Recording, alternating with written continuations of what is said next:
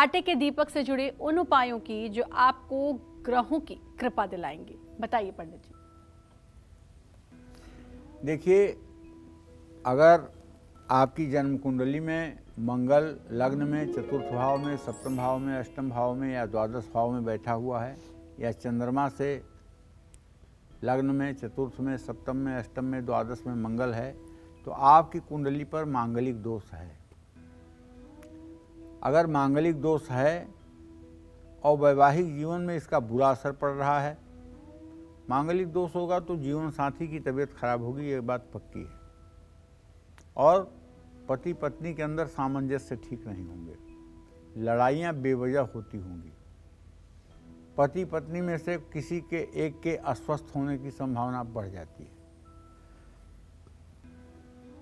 ऐसे में मंगलवार को आटे का पंचमुखी दीपक बनाकर उसमें सरसों का तेल डालकर हनुमान मंदिर में जलाना चाहिए और वहीं बैठकर हनुमान चालीसा का पाठ करना चाहिए।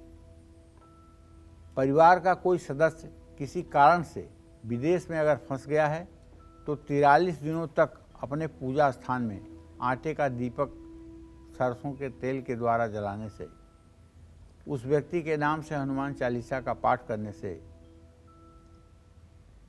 उस व्यक्ति का बंधन छूटता है। यह 7 बार पाठ कर जोई, छूटे बंदी महासुख होई। ये तुलसीदास जी ने हनुमान चालीसा में लिखा है कि हनुमान चालीसा का 100 पाठ अगर कर लिया जाए तो चाहे जितना बड़ा बंधन हो वो बंधन कट जाता है, चाहे व्यक्ति जेल में हो और चाहे व्यक्ति किसी के द्वारा अपहरित हो। लेकिन संशोधन इसमें ये करना चाहूँगा, तुलसीदास जी ने तो लिख दिया कि यह 7 बार पाठ कर जोई, छूटे बंदी महासुख होई, लेकिन अब हमारे शास्त्र की आज्ञा है कलौ चतुर्गुणा प्रोक्ता। कलयुग में 4 गुना करने से वही फल प्राप्त होता है जो अन्य युगों में 1 बार करने से फल प्राप्त होता था। सतयुग, त्रेता, द्वापर, इन तीनों युगों में अगर 1 बार राम कहने का जो फल प्राप्त होता था वो कलयुग में 4 बार राम कहने का फल प्राप्त होगा। 4 बार कहेंगे तब फल प्राप्त होगा।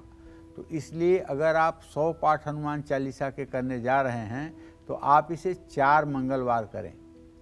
4 मंगलवार अगर 100 पाठ हनुमान चालीसा के करेंगे तो निसंदेह बंधन में पड़े हुए व्यक्ति को आज़ादी मिलेगी, अपहरित व्यक्ति छूटकर घर आएगा और सब प्रकार से हनुमान जी की कृपा से कल्याण होगा।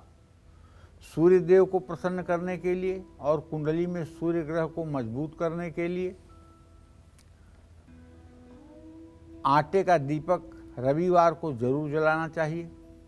आप सोच रहे होंगे कि सूर्य ग्रह क्या करता है? अरे सूर्य एक ऐसा ग्रह है, बताऊं आपको, कि आपके कुंडली में सारे ग्रह उच्च के हों, सारे ग्रह राजयोग कारक हों और सारे ग्रह बहुत अच्छे बैठे हों, लेकिन इकलौता सूर्य अगर तुला राशि के 10 डिग्री पर हो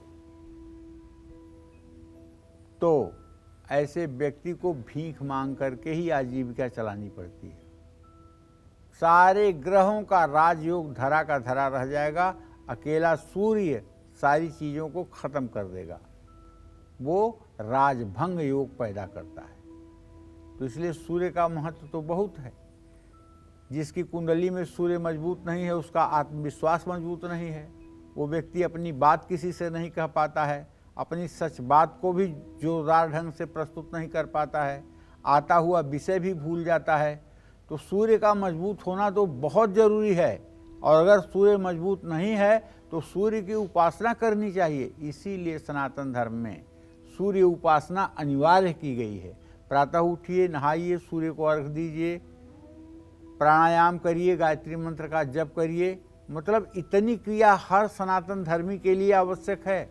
ये अलग बात है कि हम कर रहे हैं कि नहीं कर रहे हैं, लेकिन करने के लिए आवश्यक बताया गया है हर सनातन धर्मी स्त्री पुरुष को।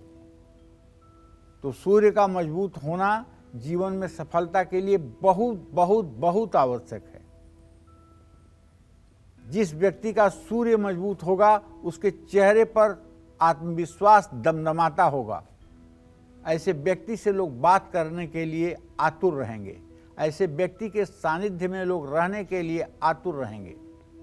और यदि सूर्य गड़बड़ है, सूर्य पीड़ित है, तो ऐसे व्यक्ति के चेहरे से नकारात्मक ऊर्जा निकलती है। ऐसे व्यक्ति की बॉडी लैंग्वेज थकी हुई होती है। ऐसा व्यक्ति किसी को प्रभावित नहीं कर पाता।